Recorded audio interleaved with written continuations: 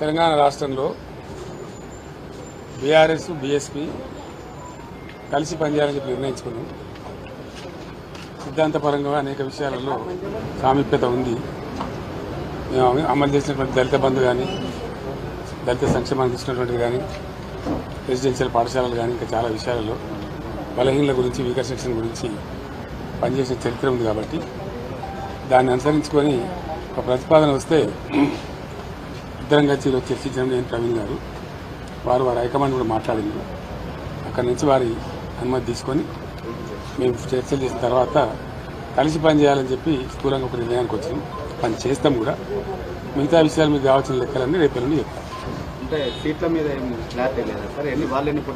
రేపు అనుకుంటాం. ఇక ఈరోజు స్థూలంగా ఇది అయిపోయింది.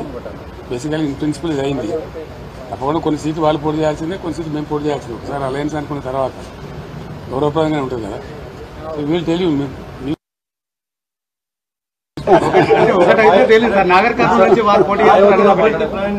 పెద్దపల్లి నుంచి చేద్దా,